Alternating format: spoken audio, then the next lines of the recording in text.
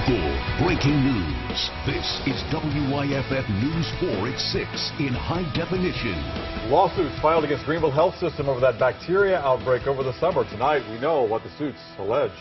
WYFF News 4 investigates learned an attorney filed suit just today against Greenville Health System. Good evening. I'm Michael Cogdon. And I'm Carol Goldsmith. WYFF News 4's Tim Waller got his hands on those lawsuits.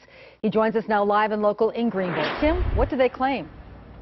Well, Carol, the lawsuits claims the Greenville Memorial Hospital could have done a lot more to prevent that summertime outbreak of Mycobacterium abscessus. Now, here's how the lawsuits break down.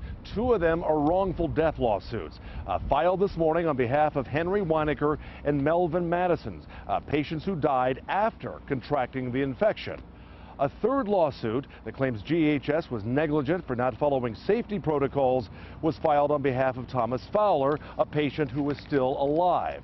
You might remember a total of 4 patients died over the summer after they had contracted the rare infection.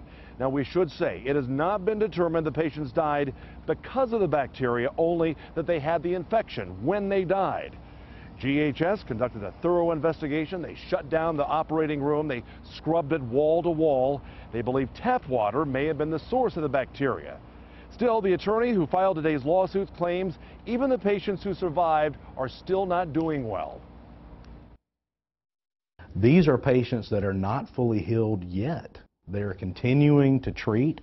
They're continuing to have problems with the wounds. Some are now having to take experimental antibiotics to try and fight this infection.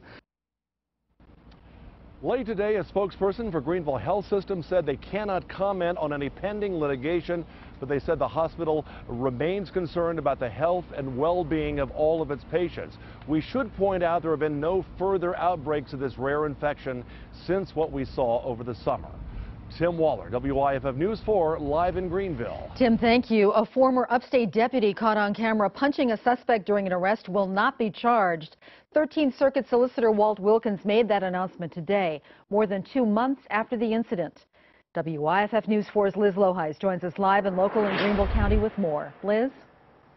I am live here outside the courthouse where the solicitor made this announcement earlier today. He says the deputy involved in that arrest did nothing wrong. Now let's take a look at video from that arrest.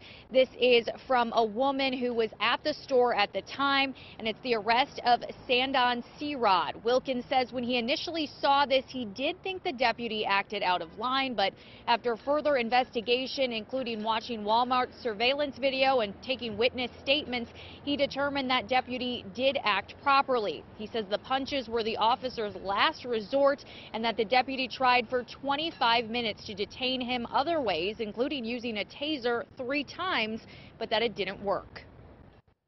Sometimes they're allowed to use their fist if they need to. The techniques that they use are taught. They're available to them. They are taught to be used in a certain priority. The deputy involved in this arrest has since resigned. Searad's attorney says the fact that the deputy resigned speaks volumes to this case. He says he's interested in learning more about this case and what he says really happened during the arrest. And coming up tonight at 11, we talked to the woman who saw this whole thing, sent us the cell phone video to begin with, what she has to say about the investigation. Liz Loheis, WYFF News 4, live in Greenville County. All right, Liz, thank you. A warning tonight from Anderson County. The clerk of court there tells us several people have gotten calls from a man claiming to be a Sergeant Owens. Now, the caller tells people there's a bench warrant out for their arrest. Then he claims if the people give him money, he'll tear up the warrant. County officials say at least one person has given that caller $300. Don't do it. Anderson County deputies say if you get such a call, hang up and call the sheriff's office right away. A man convicted of a sex offense in the past has now stepped down as marshal of a Veterans Day parade. People in Union wanted us to find out why James Marion Vaughn was named marshal of the annual parade scheduled for Tuesday. Vaughn was placed on the sex offender registry in 2002. According to an incident report we obtained from the Union Public Safety Department, he kissed and fondled 2 young girls over the course of several years. The Union County Veterans Affairs Office told us today Vaughn has withdrawn from participating in the parade. They would not say if they knew Vaughn was a sex offender when he was named the parade marshal. The Union County Sheriff's Office says Vaughn is not on probation nor parole, but he must check in with the sheriff's office 4 times a year. Some upstate parents are calling for an investigation into Anderson School District 5. They say it's because of the way the district campaigned for the penny sales tax hike. WYFF News 4's Mandy Gaither with our report tonight. The group is called Anderson 5 Citizens for Quality Education. They're parents who are calling for an investigation by the Department of Justice, State Ethics Committee, and the South Carolina Department of Education. It's all over the way Anderson School District 5 campaigned to get the penny sales tax increase passed. Hi, this is Scott Early, head coach of the Westside Rams. On November 4th, Anderson County has a great opportunity to support schools and businesses. Their argument includes that radio ad featured on WRIX. The group is citing the Hatch Act and alleges district time and resources were used during the campaign. Anderson School District 5 Superintendent Tom Wilson says the radio ad featuring Coach Early was funded by a group called 1 Cent Works. That recording was made before school at 7 a.m. in the morning, before he's at work. He certainly has that right. He didn't lose his First Amendment right just because he became a football coach. The group also has emails they say show T.L. Hanna and Westside High School officials use school email addresses and newsletters to push for the referendum. Wilson says everything they did for the campaign was cleared by the State Ethics Commission. We got the okay before we ever sent it out, because we certainly didn't want to do anything to jeopardize anything we were doing. Their chief general counsel said it was fine, and so we sent it out. WYFF News 4 tried to interview concerned parents. Several were afraid to talk, saying they were worried their children would be affected by what they had to say. Mandy Gaither, WYFF News 4 in Anderson County. Wilson says the district is considering whether to take legal action in light of what he calls baseless claims. Sky 4 is live tonight over downtown Greenville. Sunset was at 5:30. Below Sky 4 at Curtis Bank, the Tiger Tailgate is underway. A pep rally for the Clemson game tonight. The Tigers play Wake Forest in Winston-Salem, and that's where we find Sports Director Brad Froelich. Brad, what time is kickoff?